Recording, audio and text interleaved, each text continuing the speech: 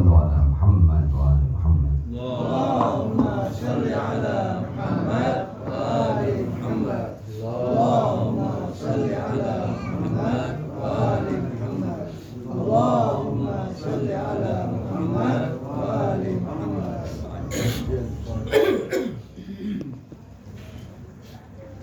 صلى الله عليك يا مولاي وسيدي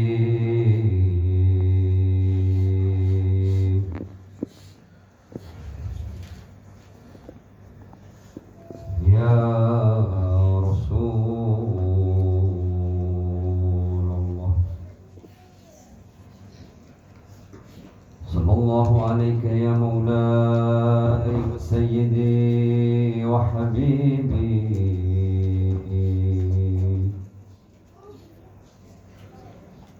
يا رسول الله.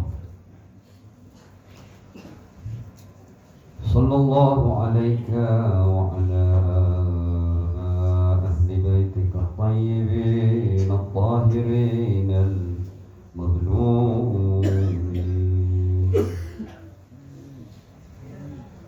صلى الله عليك يا مولاي وابن مولاي يا أبا عبد الله. صلى الله عليك يا ابن رسول الله وابن أمير المؤمنين وابن سيدة نساء العالمين. صلى الله عليك وعلى الأرواح التي حلت بفنائك.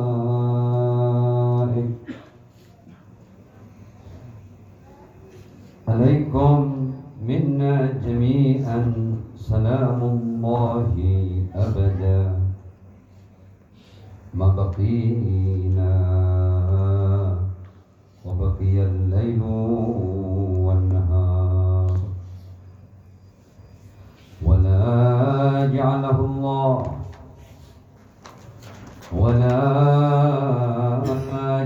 الله آخر العهد منا لزيارتكم. السلام على الحسين وعلى علي بن الحسين وعلى أولاد الحسين وعلى أصحاب الحسين الذين بذلوا مهجهم دون الحسين عليه السلام. يا ليتنا كنا معكم سادتي فنفوز والله فوزا عظيما. إنا لله وإنا إليه راجعون. وسيعلم الذين ظلموا أي منقلب ينقلبون. بسم الله الرحمن الرحيم. يا حي يا قيوم،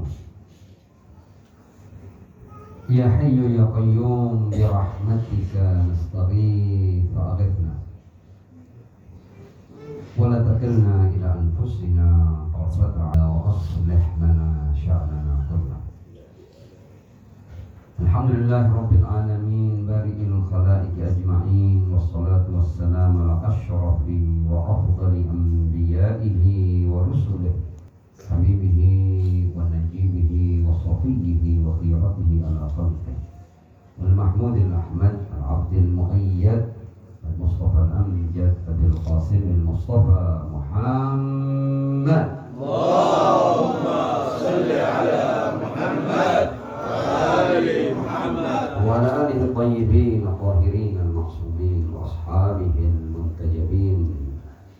سيما بقية الله العظيم نجل الله تعالى فضله الشريف وجعلنا وجميع المؤمنين والمؤمنات والمسلمين والmuslimat min atba'ihi wal junudi amma ba'd.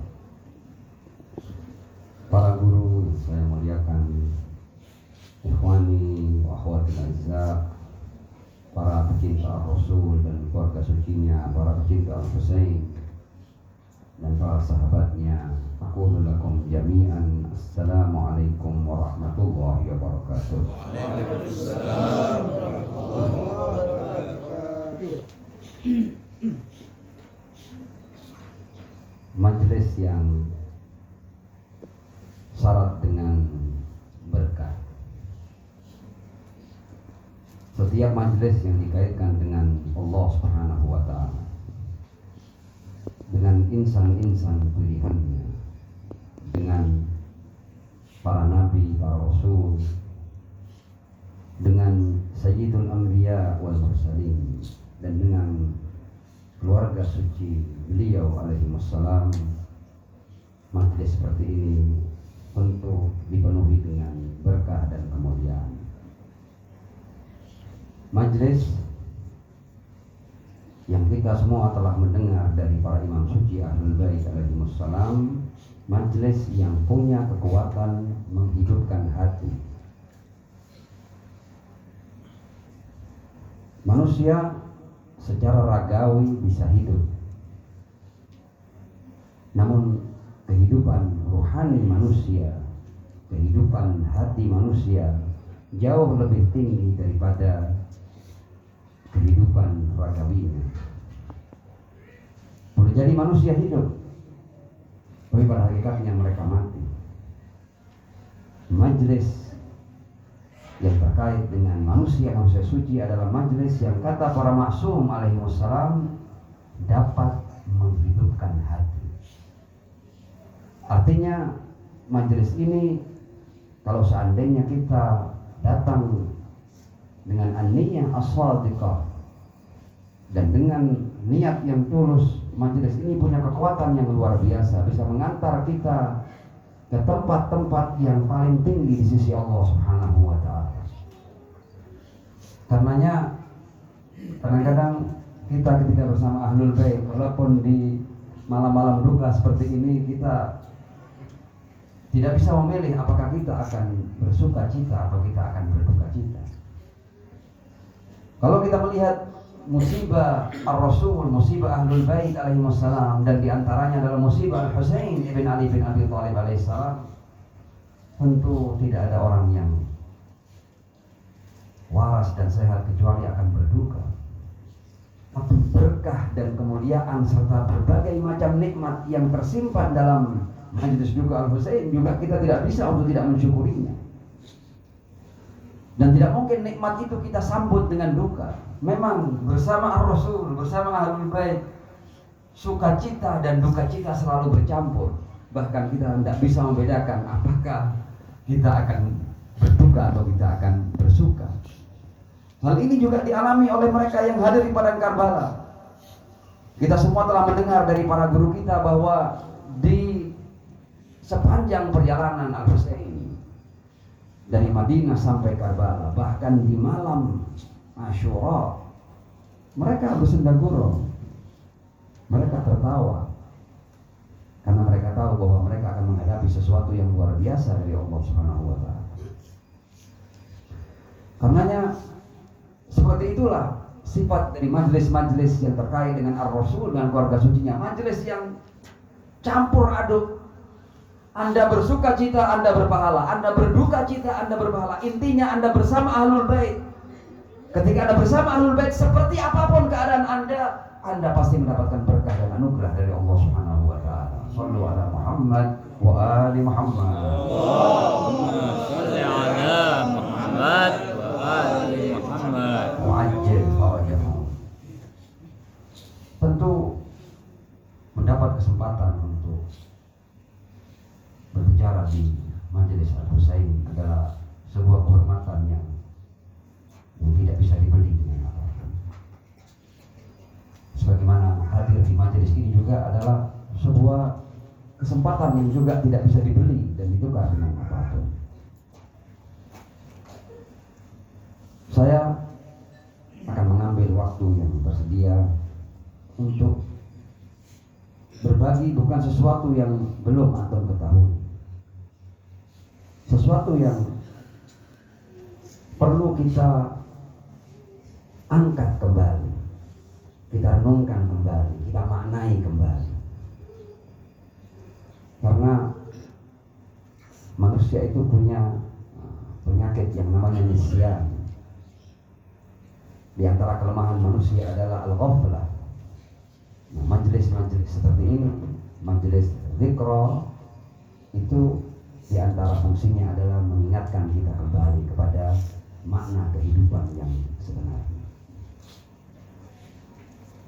Antum sudah diajak berderai air mata oleh semua yang telah tampil di awal tadi itu. Tapi Majelis Al-Husain tidak boleh hanya berhenti pada air mata. Air mata adalah bagian daripada Majelis Al-Husain. Al-Ma'rifah bagian daripada Majelis Al-Husain. Ar-Risalah bagian daripada Majelis Al-Husain. Al-Jihad bagian daripada Majelis Al-Husain. Air mata bagian, bukan seluruhnya. Kita akan zalim kepada Abu Abdillah kalau seandainya majelis ini hanya kita batasi dengan duka dan air mata. Itu hanya bagian daripada keagungan majelis Abu Abdillah Al-Husain bin Ali bin Abi Thalib alaihissalam.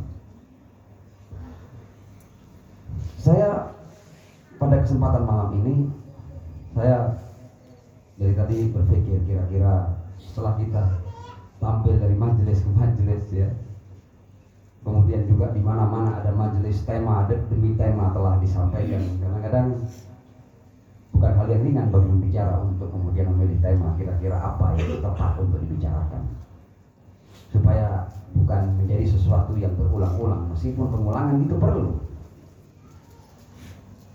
Sementara saya berusaha mengambil berkah dari majelis ini, saya berpikir kira-kira tema apa yang kira-kira tepat untuk saya sampaikan pada kesempatan yang luar biasa ini.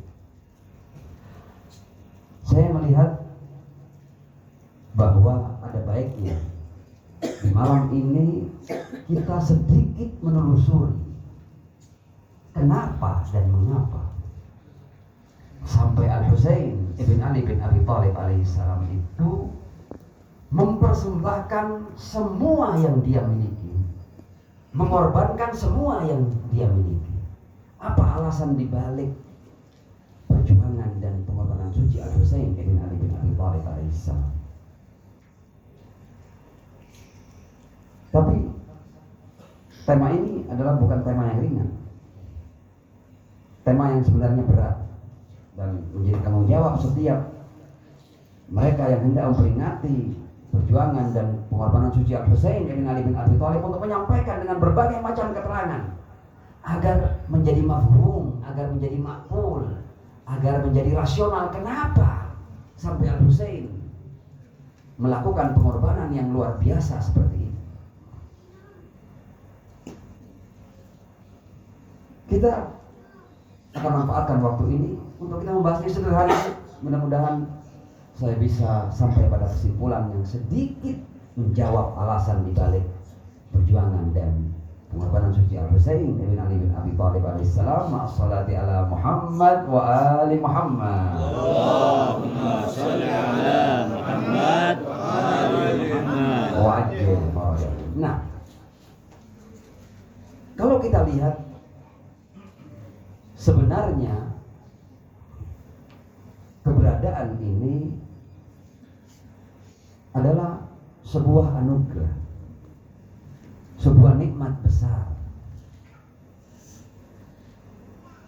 dan seharusnya setiap manusia yang mendapatkan kesempatan untuk hidup di dunia dan menikmati berbagai macam anugerah di alam keberadaan ini,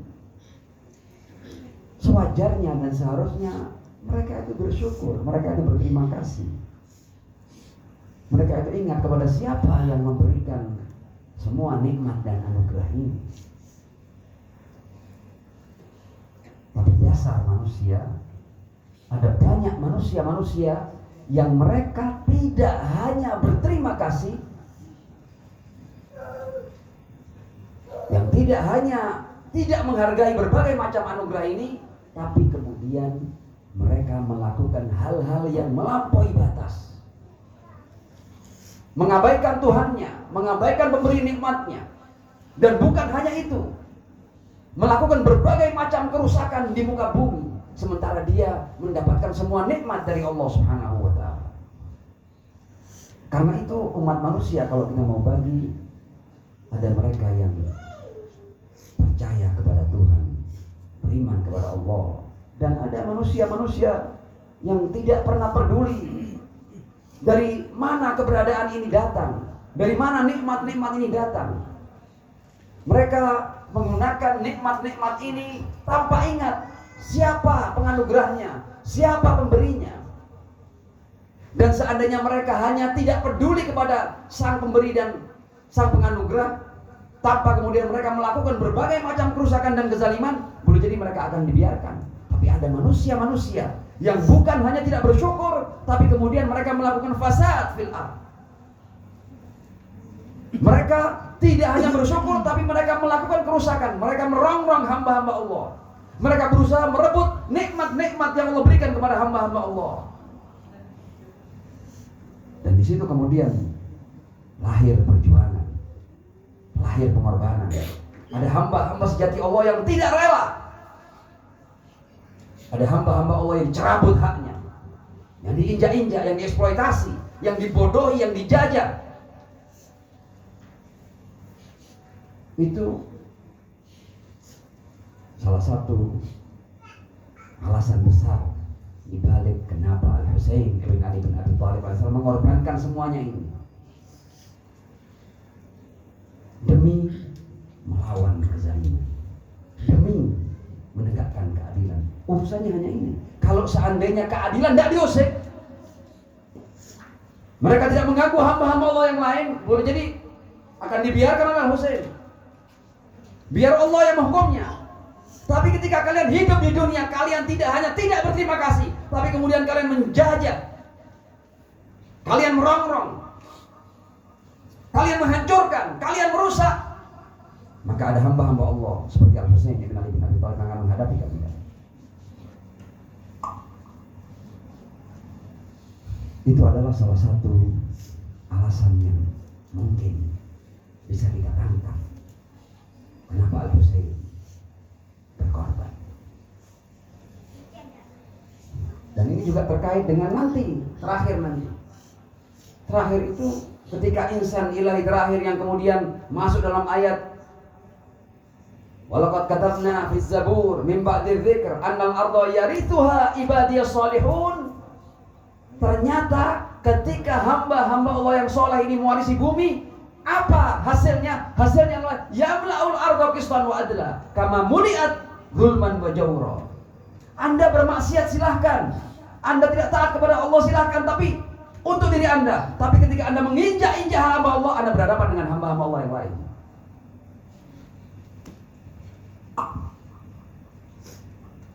Al-Husain berjuang, berkorban untuk keadilan, untuk umat manusia. Kita akan menelusuri seperti apa kezaliman yang telah terjadi di masa itu sampai akhirnya Al-Husain bin Ali bin Abi Thalib alaihissalam melakukan perjuangan yang begitu rupa. Jadi kita ini perlu untuk paham kenapa sih kok sampai Al-Husain memberikan semua yang dia miliki. Itu kita perlu paham. Sehingga kalau kita paham, maka kita tidak akan bertanya-tanya, kita tidak akan berpikir dua kali untuk berjalan di belakang Al-Husain bin Ali bin Abi Thalib alaihissalam. Kita akan lihat pasca wafatnya Rasul Shallallahu Alaihi Wasallam. Ini Kalau kita mau berbicara dari awal sampai akhir akan panjang. Tapi kita ambil chapter-chapter yang setidaknya kita dengan mudah mampu mengaitkan dengan rangkaian panjang perjalanan kehidupan umat manusia.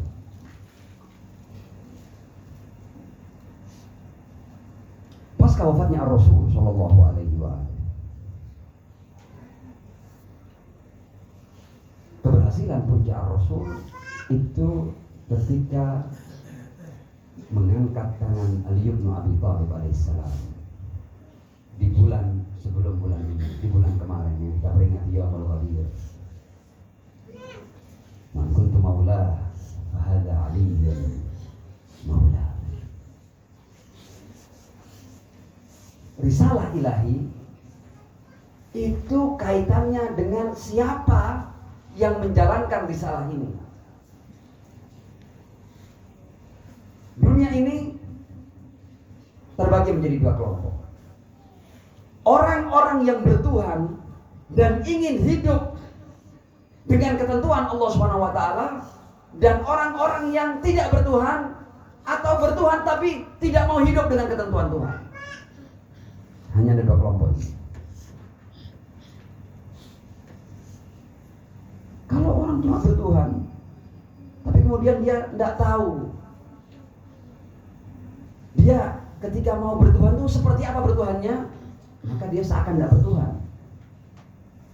Orang bertuhan itu baru benar ketika dia bisa mendapatkan langsung ajaran Tuhan. Dan ajaran Tuhan disampaikan oleh insan-insan ilahi, para nabi, para rasul, para ausia, para imam suci alaihi wassalam. Dan dari rangkaian panjang insan-insan ilahi mulai Adam alaihissalam sampai Al-Khatam Muhammad bin Abdullah sallallahu alaihi wa alihi, kemudian dilanjutkan dengan konsep imamah yang diawali dengan Maula al-Muttaqin Ali bin Abi Thalib alaihi salam. Karenanya ketika Ar-Rasul berhasil mengangkat tangan Ali bin Abi Thalib, kuntu maula fa hadza Ali maula, al-yauma akmaltu lakum dinakum wa atmamtu alaikum ni'mati wa raditu lakumul Islam. Artinya Tuhan dan ajarannya telah dikukuhkan, dijelaskan. Ini loh orangnya. Anda di zaman ini ikut ini, di zaman berikutnya ikut ini, di zaman yang berikutnya lagi ikut ini, di zaman pasca Ar-Rasul Shallallahu Alaihi Anda ikut ini. Ini adalah pemegang ajaran Tuhan. Ini penafsir hakiki ajaran Tuhan. Anda kalau mau jalan dengan jalan Tuhan, dengan ketentuan Tuhan, ini orangnya. Jangan kemudian Anda bertuhan, kemudian Anda karang sendiri ajaran Tuhan. Anda simpulkan sendiri ajaran Tuhan. Itu sama dengan Anda tidak bertuhan. Anda bertuhan tapi Anda memakai kehidupan dengan cara Anda sendiri, dengan tafsiran Anda sendiri. Karena itu insan ilahi ini posisinya, kalau ini tidak dijelaskan, makanya dalam peristiwa Ghadir, wa illam taf'al fama ballaghta risalata, ya sama kalau seandainya tidak kau tunjukkan siapa yang menjadi rujukan paskamu ya Muhammad, maka agama Tuhan akan hilang. Bagaimana hilangnya? Bukan Qur'annya kemudian dibakar atau dirubah, enggak. Tapi Qur'annya ada, tapi tafsirannya sudah bukan tafsiran insan-insan ilahi. Tafsirannya sudah menjadi berbagai macam versi yang saling bertentangan. Di mana ajaran Tuhan hilang tanpa insan ilahi. Karena itu sempurnanya ajaran Tuhan harus dengan insan ilahi. Kita akan cepat berbicara untuk sampai kepada kenapa sampai Al-Husain harus berjuang habis-habisan seperti ini.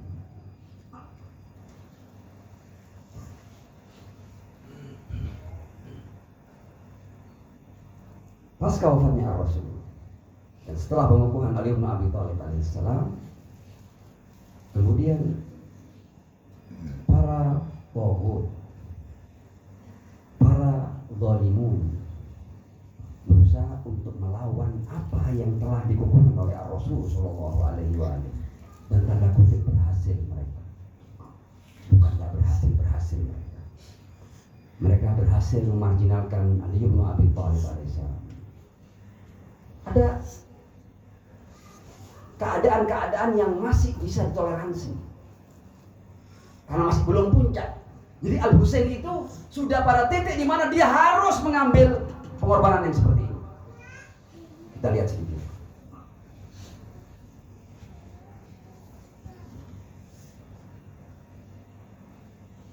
Ketika Di mukadimah kita sudah paham kan? Jadi risalah ilahi itu hakikatnya pada insan-insan ilahi. Jadi pasca ar-Rasul, risalah Muhammad itu ada pada para imam suci Ahlul Bait alaihimussalam. Dan kalau seandainya ini dikubur, ini dimarginalkan, ini dibuang, maka berarti agama itu hilang. Kita lihat sekarang keberhasilan para tauhid pasca ar-Rasul sallallahu alaihi wa alihi sampai pada titik mereka bukan hanya memarginalkan Ali bin Abi Thalib, bukan hanya kemudian tidak diberi apa-apa, bukan hanya itu. Kita tahu kan peristiwa-peristiwa yang luar biasa kan, mulai apa yang terjadi di rumah Sayyidah Fatimah alaihissalam, ya. Kemudian di zaman Imam Ali bin Abi Thalib alaihissalam, ini bukan hanya tidak diberi tempat sebagai khalifah, sebagai penguasa, tapi kemudian Ali bin Abi Thalib karakternya hendak dibunuh. Cahaya Ali bin Abi Thalib hendak dibunuh. Dan tanda kutip hampir berhasil.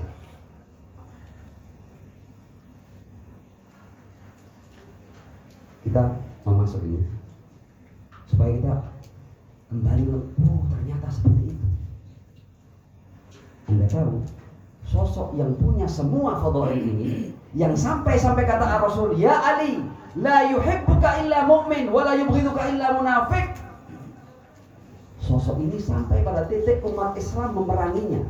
Ada perang terbuka kepada orang yang diangkat di Ghadir oleh Rasul sallallahu alaihi wasallam. Ada orang yang kita tahu fadhail Ali bin Abi Thalib, aliyun ma'al Qur'an wal Qur'an ma'ali, bil ma'al haq wal haq ma'ali. Orang yang kata Rasul seperti ini situasi dan kondisi sampai pada titik di mana umat Muhammad berani melakukan perang terbuka terhadap orang seperti Ali bin Abi Thalib. Ya. Jadi kezaliman mereka sudah mulai melampaui batas. Dan umat diam. Bukan hanya itu.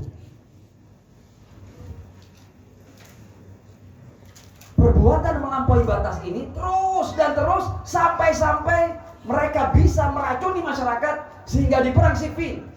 Ya, kita cepat aja. Di perang Siffin, ketika akhirnya Imam Ali bin Abi Thalib minta waktu jeda, dan pasukan Muawiyah bertanya, ada apa ini? Ali meminta jeda, diberikan kabar bahwa Ali dan pasukannya akan melaksanakan sholat. Memang Ali sholat, ya. Memperhatikan fakta ini sampai pada titik orang yang punya predikat Maulal Muttaqin, Afdalun nas ba'da Rasulillah, yang kata Al-Quran anfusana wa anfusakum, orang yang oleh Allah dikatakan nafsu Rasul sallallahu alaihi wa alihi, masyarakat itu sudah diracuni sedemikian rupa sehingga mereka kaget dikatakan bahwa Ali bin Abi Thalib sholat. Mereka sudah melampaui batas, sudah sampai pada titik yang luar biasa. Bayangkan wasiur Rasul, masyarakat diracuni sampai mereka percaya bahwa Ali tidak sholat, dan mereka heran ketika dikabarkan bahwa Ali akan sholat. Ini kerja-kerja yang sistematis ini. Kita hanya baca dalam sejarah, tapi tidak mungkin orang dengan prestasi seperti Ali bin Abi Thalib kemudian mereka bisa melakukan berbagai macam propaganda sampai masyarakat heran kalau Ali itu sholat. Luar biasa ini. Mereka memang hendak merusak agama ini, hendak mengubur cahaya ini. Tidak berhenti di situ. Setelah Ali bin Abi Thalib alaihissalam itu syahid, itu seluruh mimbar-mimbar Islam, seluruh mimbar-mimbar yang berdiri di seluruh wilayah Islam, di mana wilayah itu berdiri berkat Ar-Rasul sallallahu alaihi wa alihi dan berkat pedang Ali bin Abi Thalib alaihissalam, mimbar-mimbar itu diminta untuk melaknat Ali bin Abi Thalib. Sudah berbalik, ini orang yang diagungkan oleh Rasul, orang-orang yang mengaku sebagai pewaris kekuasaan Ar-Rasul atau khilafah Ar-Rasul sallallahu alaihi wa alihi sudah melaknat orang yang diagungkan oleh Ar-Rasul sallallahu alaihi wa alihi. Dan bukan hanya itu, orang kalau nyebut satu fadilah dari fadail Ali bin Abi Thalib sudah cukup untuk dihukum, sudah cukup untuk tidak diberi uang dari Baitul Mal, sudah cukup untuk dibully, sudah cukup untuk diancam, bahkan sudah cukup untuk dibunuh. Jadi tidak main-main ya. Terus ini gerakan melampaui batas ini terus berlanjut. Jadi mereka ingin mengubur agama ini. Kalau sampai ada orang mengatakan bahwa satu fadilah dari fadail Ali bin Abi Thalib, uhdumu darah, hancurkan rumahnya. Nggak main-main ya. Jadi ketika di Karbala kemudian yang ikut Al-Husain hanya segelintir, karena sebelumnya sudah ada peristiwa-peristiwa yang membuat mereka ketakutan, terancam mereka ini, mencekam keadaan. Bayangkan cukup menyebut fadilah Ali, uhdumu darah, imsahu minad diwan, jangan dikasih uang dari Baitul Mal. La takbar syahadatahum, Anda kalau pernah melakukan membawa satu fadilah dari fadail Ali bin Abi Thalib, ini Anda di pengadilan tidak bisa disaksi, Anda tidak diterima. La tukbar syahadatuhum, dan puncaknya al-qatl. Dan berapa banyak orang yang dibunuh karena menyebutkan satu fadilah dari fadail Ali bin Abi Thalib alaihissalam. Memang ini mengubur agama.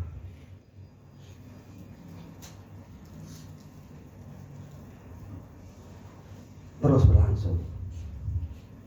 Zaman Al-Hasan kita lihat. Bayangkan orang sesuci Al-Hasan, salah seorang dari pemuda penghulu ahli surga, sampai pada titik dalam rangka menjaga umat ini terpaksa berdamai dengan Muhammad. Karena apa? Karena memang situasi dan kondisi sudah sedemikian rusaknya, sampai tidak mungkin ini kalau perang dijalankan, umat Islam semakin kacau balau, kerugian semakin besar. Akan habis ini umat yang dibangun oleh Rasul Shallallahu Alaihi Wasallam, terpaksa berdamai dalam rangka menjaga umat Muhammad Shallallahu Alaihi Wasallam. Terpaksa, tidak gampang loh ya. Orang sesuci Hasan bin Ali bin Abi Thalib alaihissalam kemudian harus berdamai dengan orang senista Muawiyah. Harus kita kaji, ada apa yang terjadi sampai terpaksa seperti itu, sampai harus seperti itu.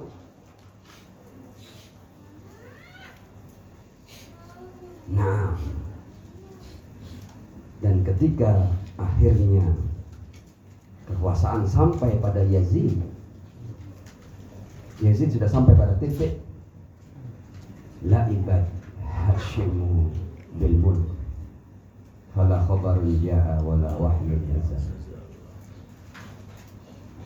Ini anak-anak Hashim ini, Bani Hashim ini mau main-main dengan kekuasaan,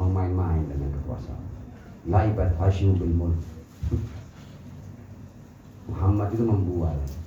Tidak ada berita dari langit, tidak ada wahyu yang turun. Jadi situasi dan kondisi sudah sedemikian melampaui batas, sampai orang yang duduk di kursi kekhalifahan atas nama Rasulullah Shallallahu Alaihi Wasallam sudah yang berkuasa adalah orang senista yang berkata laibat Hashim bil mulk. Fala khabarun ja'a wala wahyun nazal.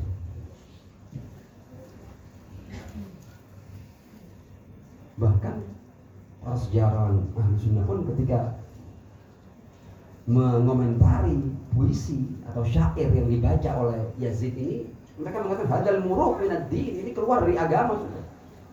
Nah, Anda bayangkan di zaman itu hanya ya Allah, hanya berapa puluh tahun. Karbala itu 61 Hijriah dari wafatnya Rasul Shallallahu Alaihi Wasallam. Yang memimpin umat Islam seluruh wilayah Islam ini adalah orang yang mengeluarkan kalimat la ibad Hashim bin mulk fala khabarun ja'a wala wahyun nazal. Dan semua orang ketakutan, sudah takut sudah. Sebagai buktinya, berapa orang yang ikut Al-Husain? Segelintir orang, puluhan orang.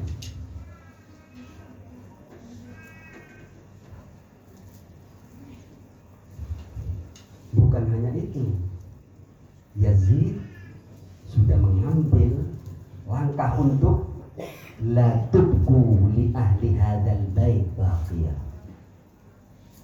Kita kan tahu kan, Islam ini pasca Rasul adalah Al-Quran dan Ahlul Bait sesuai wasiat beliau. Inni tarikun fikum tsaqalain kitabullah wa itrati ahli baiti. Al-Quran sudah ditafsirkan oleh puluhan ulama sesuai dengan keinginan mereka. Hancur Al-Quran tanda kutip. Yang bahaya kan Ahlul Baitnya. Al-Quran yang natik ini bahaya ini. Dalam rangka memerangi Rasul, jadi mereka ini sistematis. Mereka tahu yang fundamental dari agama ini apa? Al-Quran. Semua orang diberi hak untuk menafsirkan Al-Quran sesuai dengan kepentingannya. Ya.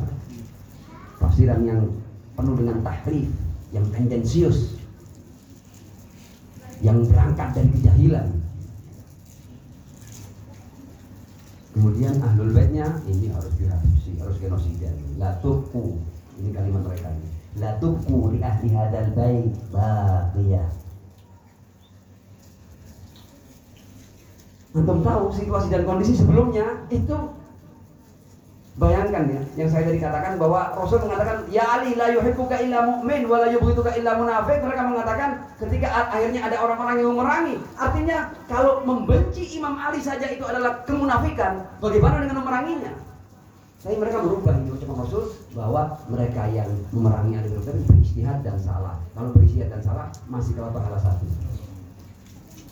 Jadi sudah berubah, sudah hancur, tak tanam sudah hancur.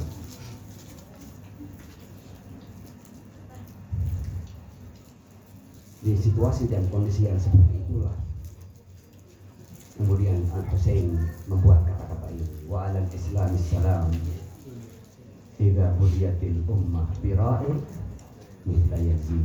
Ini sudah mau melewati red line. Red line-nya itu apa? Ingin membunuh seluruh Ahlul Bait alaihi wassalam. Habisi semua keturunan Muhammad sallallahu alaihi wasallam. Habiskan. La tubqu li ahli hadzal bait baqiyah. Al-Husain melihat masyarakat ketakutan, ya, dia terpaksa melakukan perjuangan dan pengorbanan suci ini. Yang ceritanya antum sudah tahu berulang-ulang, mulai keluar dari kota Madinah, menghentikan ibadah hajinya di tengah-tengah, dan kemudian sampai pada apa yang terjadi di Padang Kandar. Saya melihat bahwa umat ini tidak akan pernah berubah. Situasi dan kondisi ini ya tidak akan pernah berubah kecuali dengan perjuangan dan pengorbanan suci. Harus diambil. Dan apa yang dilakukan oleh Al-Husain, Al-Husain itu wajib melakukan ini. Situasi dan kondisi seperti itu, perjuangan dan pengorbanan suci ini wajib dilakukan. Karena kalau enggak, tinggal tunggu waktu untuk semuanya dihabisi oleh Yazid dan kekuatannya. La tubqu li ahli hadzal bait baqiyah. Al-Husain mengambil peran itu. Dan seandainya yang hidup di zaman itu adalah Hasan, Al-Hasan akan mengambil peran itu. Seandainya yang hidup di zaman itu adalah Ali bin Abi Thalib atau As-Sajjad, As-Sajjad akan mengambil peran itu. Hanya kebetulan yang hidup dalam situasi dan kondisi itu adalah Al-Husain bin Ali bin Abi Thalib alaihissalam. Dia harus mengambil peran.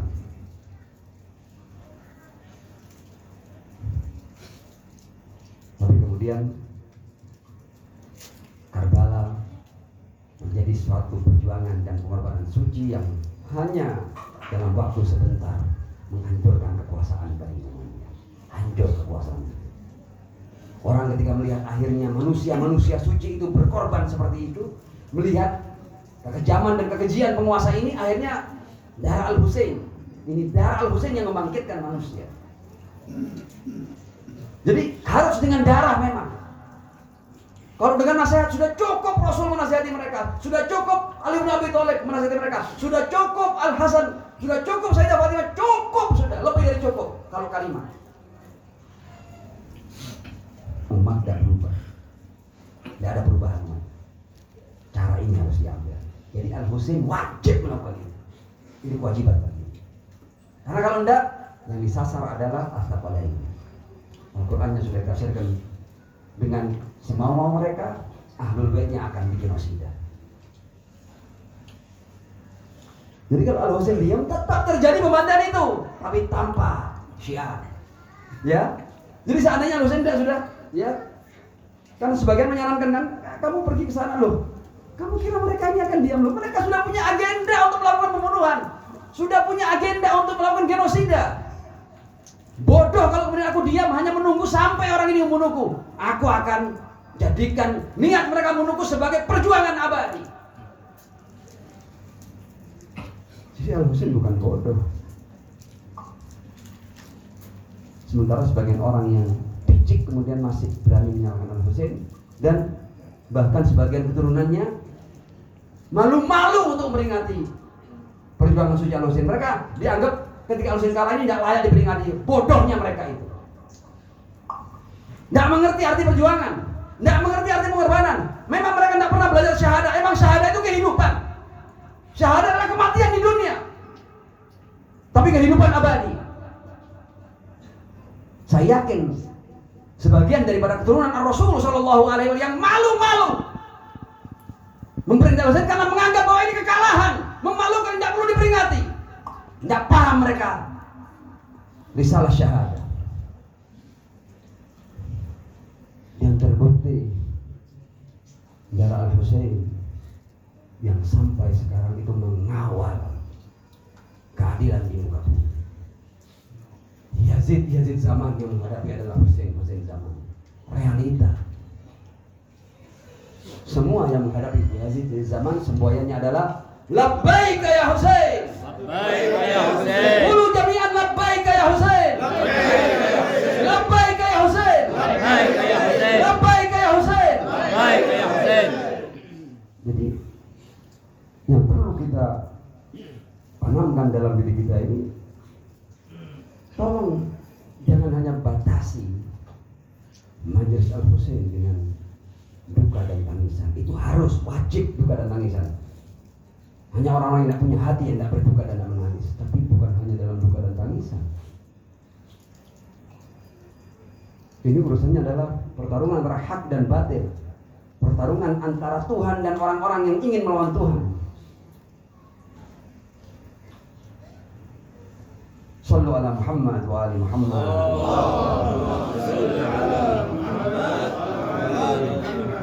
Wa ajil farajahu. Nah, kita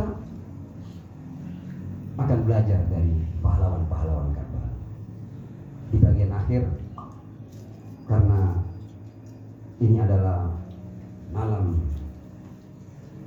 Abu Fadl Abbas.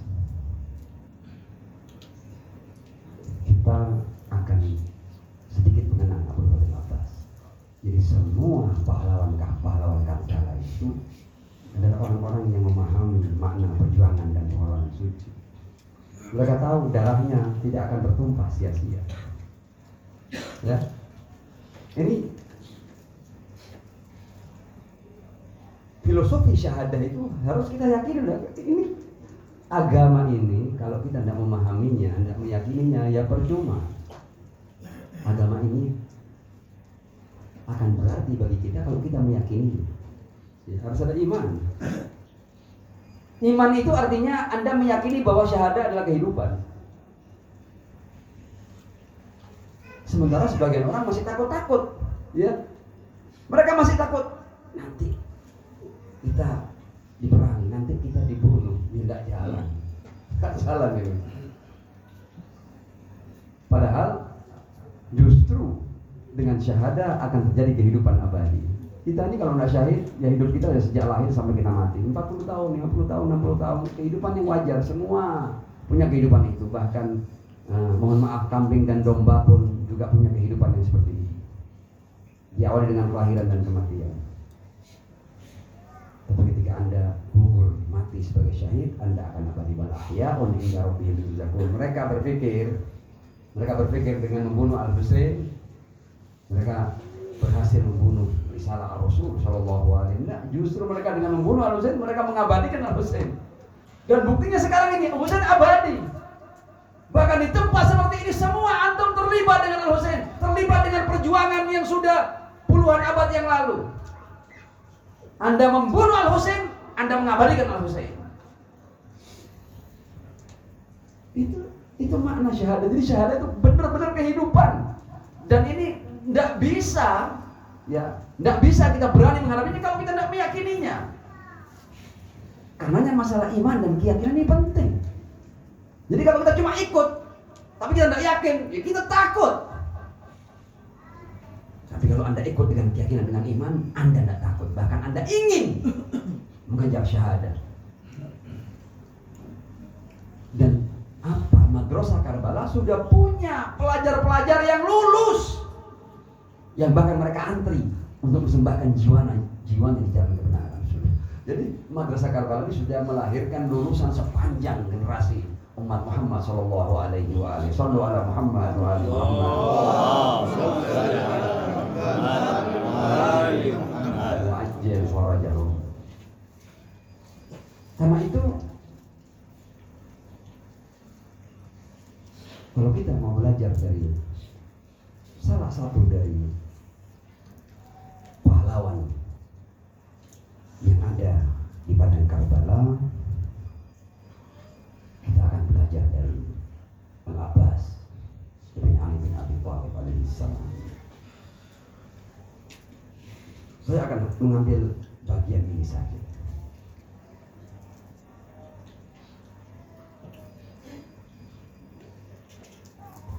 Kita itu ketika berislam,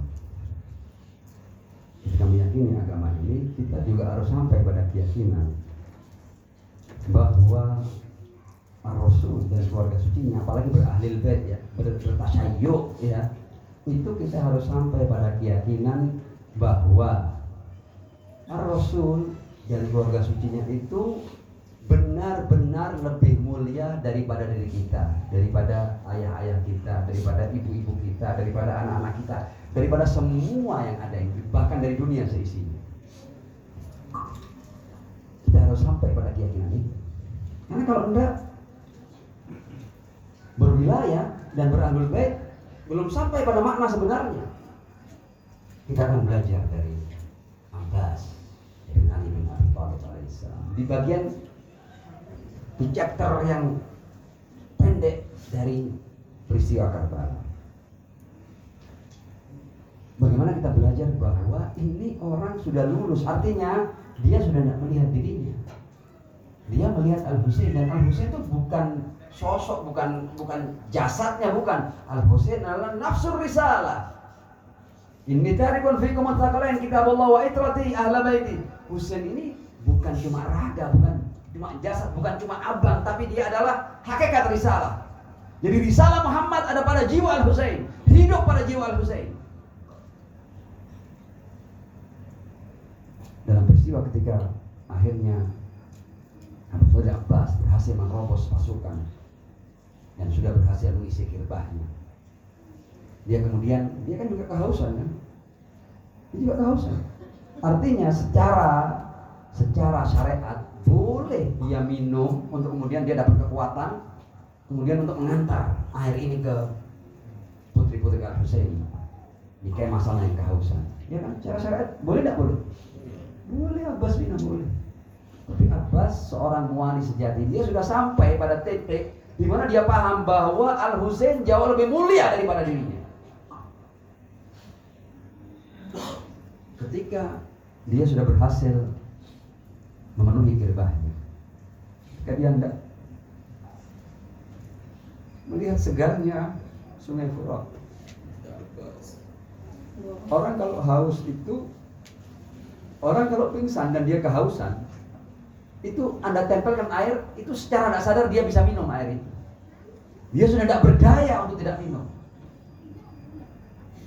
Saya tidak tahu apakah antum pernah merasakan kehausan, betapa antum ingin untuk sampai pada air itu.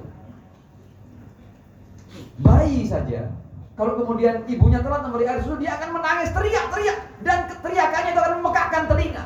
Karena memang air itu kebutuhan hidup, sehingga secara kejiwaan kita akan terus meminta air itu. Saya tidak bisa bayangkan bagaimana Abbas dalam keadaan haus seperti itu di hadapan sungai, dia bisa untuk tidak, harusnya secara tidak sadar dia akan meraup air itu. Tapi karena wali sejati, dia melihat bahwa kehausannya, dirinya, seluruh Tidak ada apa-apanya dibanding Al-Husain. Dalam keadaan yang seperti itu dia masih ingat abangnya dan berkata, ya nafsu. Air sudah, ketika air diraupkan ini alam bawah sadarnya orang yang haus. Dia meraup air ini. Tapi begitu kesadarannya mengalahkan alam bawah sadarnya. Imannya mengalahkan alam bawah sadarnya. Biasanya alam bawah sadar itu orang refleks, tidak sadar langsung minum dia. Imannya mengalahkan alam bawah sadarnya. Dia buang kembali air dan berkata seperti ini, ya nafsu min ba'dil Husain hun. Hei jiwamu Abbas, padahal Abbas punya segala kemuliaan. Ya nafsu min ba'dil Husain huni, kamu siapa dibanding, kamu tidak ada dibanding Al-Husain. Wa ba'dahu la kunti an takuni, dan pasca Al-Husain kamu bahkan tidak berhak untuk melanjutkan wujudmu di dunia ini. Dia khitab dirinya seperti itu. Hadza Husainun waridul banuni, ini Husain sebentar lagi akan masuk di alam kematian. Wa tashrabina baridal ma'ini, Husain yang mau mati karena kehausan, engkau akan membiarkan dirimu untuk minum air yang segar ini? Engkau izinkan dirimu? Dia mengecam dirinya sendiri hanya karena sempat meraup air meskipun tidak pernah disentuhkan ke bibirnya. Dia lempar kembali air itu ke sungai Furat. Wallahi ma hadza fi aludini. Ada hubungannya dengan agama ini. Jadi melempar air kembali ke dalam sungai itu, ini adalah bagian daripada, karena dia sudah sadar bahwa diri Al-Husain jauh lebih mulia daripada dirinya. Wallahi ma hadza fi aludini wala fi alu shadiqil yaqin, dan bukan perbuatan orang-orang yang punya keyakinan yang benar. Jadi berahlul bait, bertasayyuh, intinya kalau kita mau belajar dari madrasah Al-Falah, kita harus menghilangkan diri kita ke dalam insan-insan ilahi yang dipilih oleh Allah Subhanahu wa taala.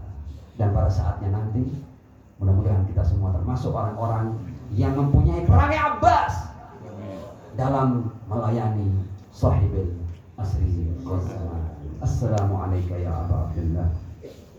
Assalamualaikum wa ala al-arwahil lati hallat bi fina'ik. Alaikum minna jami'an salamullahi abadan ma baqina wa baqiya al-lail wan nahar wa la ja'alahu Allah akhir al-ahdi minna li ziyaratikum. Assalamu ala al-Husain wa ala ali ibn al-Husain wa ala awlad al-Husain wa ala ashab al-Husain wa rahmatullahi wa barakatuh. Akallahu ujurakum thumma afa minkum. Wassalamualaikum warahmatullahi wabarakatuh. Waalaikumsalam warahmatullahi wabarakatuh. Ala Nabi wa ali salawat. Allahumma salli ala Muhammad wa ali Muhammad.